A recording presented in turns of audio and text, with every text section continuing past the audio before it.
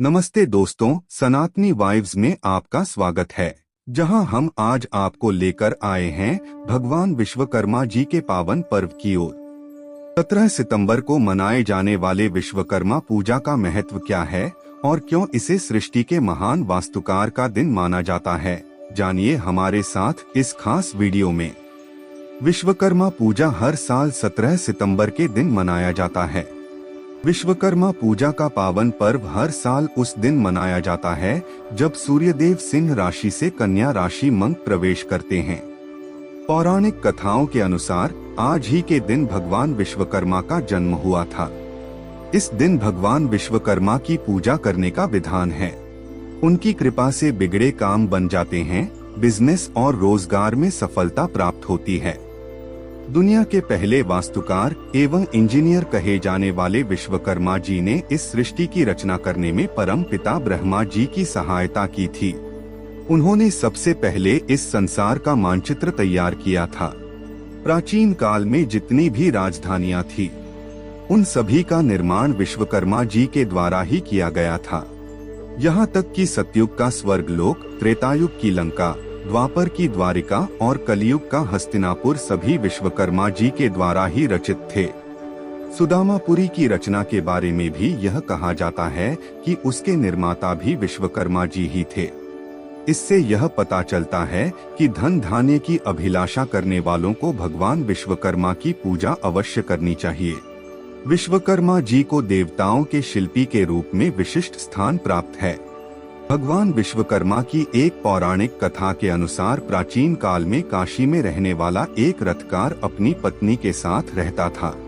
वह अपने कार्य में निपुण तो था, लेकिन स्थान स्थान पर घूमने पर भी वह भोजन से अधिक धन प्राप्त नहीं कर पाता था। उसके जीविकापार्जन का साधन निश्चित नहीं था। इतना ही नहीं, उस रथकार की पत्नी भी पुत्र न होने के कारण चिंतित रहा करती थी। पुत्र प्राप्ति के लिए दोनों साधु और संतों के पास जाते थे, लेकिन उनकी यह इच्छा पूरी न हो सकी।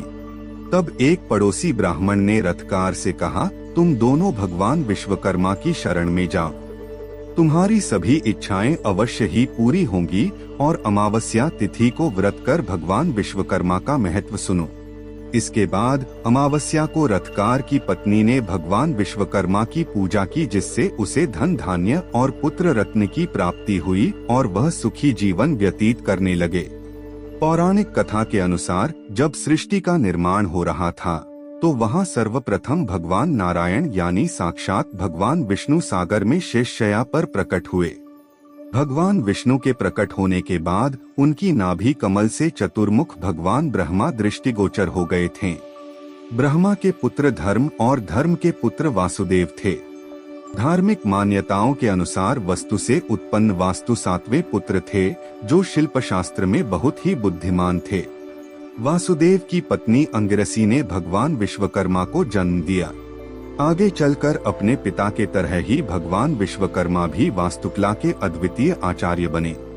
तो दोस्तों, भगवान विश्वकर्मा जी की कृपा से जो जीवन में निर्माण और समृद्धि का मार्ग प्रशस्त होता है, उसकी महिमा अनंत है। अगर आपको यह वीडियो पसंद आया हो तो इसे लाइक करें, चैनल को सब्सक्राइब करें और इस पावन ज्ञान को ज्यादा से ज्यादा लोगों तक पहुंचाने के लिए शेयर जरूर करें। मिलते हैं अगले वीडियो में सनातनी वाइब्स पर एक नई सांस्कृतिक यात्रा के साथ। जय सनातन।